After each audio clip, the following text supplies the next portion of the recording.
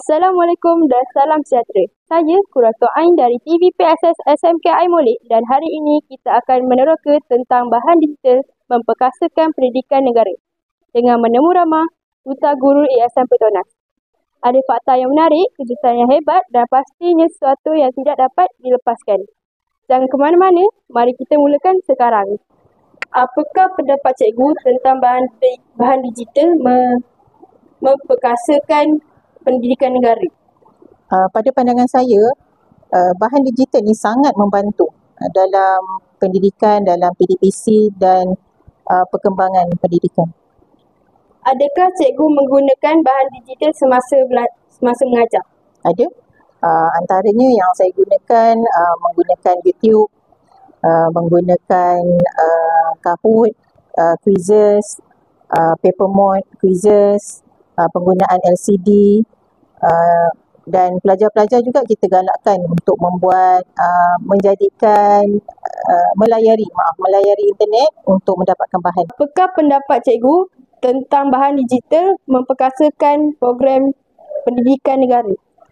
Okey, ramai sekarang dah tahu, sekarang ni ada era globalisasi dan digitalisation, di mana pendigitalan ni memang telah semakin pesat membangun, terutama selepas apabila kita dilanda COVID.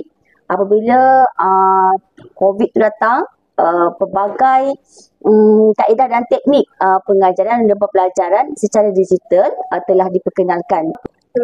Adakah cikgu menggunakan bahan digital semasa mengajar? Okay. Ya, saya menggunakan bahan digital semasa proses pengajaran saya di dalam kelas, yang mana saya menggunakan smart TV seperti kita nampak, dan saya menggunakan bahan-bahan secara interaktif. Saya punya nota-nota dalam bentuk video, dalam bentuk slide, supaya murid-murid saya lebih berminat untuk belajar dan mudah faham. Murid-murid saya juga diberi peluang untuk membuat latihan dan assignment ataupun kerja rumah menggunakan bahan-bahan secara digital. Bersama saya Tuan Pengetua SMK Molek. Assalamualaikum Tuan. Waalaikumsalam warahmatullahi. Apa khabar Tuan? Alhamdulillah sihat.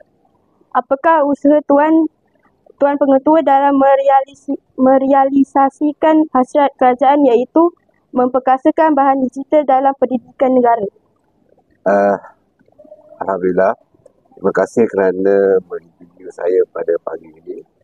Jadi kalau kita lihat bahawa perkembangan digital berkembang pesat di negara kita, dan kita sebagai institusi pendidikan perlulah mengambil peluang akibat daripada peredaran zaman, dan digital merupakan antara agenda yang sedang dibangunkan oleh kerajaan. Oleh itu, melalui Kementerian Pendidikan, antara usaha yang boleh dilakukan di peringkat sekolah, kita menaik taraf segala bahan-bahan digital yang sedia ada, dan secara tidak langsung kita membangunkan pelajar, membangunkan guru untuk memastikan digital ini dapat digunakan secara menyeluruh dan secara tidak langsung dapat membantu perkembangan kemajuan negara di masa-masa yang akan datang. Itu sahaja untuk kali ini. Semoga anda mendapat manfaat daripada perkongsian kita hari ini. Jangan lupa like, komen dan share video ini. Teruskan bersama kami untuk lebih banyak kandungan yang menarik. Jumpa lagi dalam episod seterusnya. Sekian daripada saya, Kurator Ain dari TVPSS SMK Molek.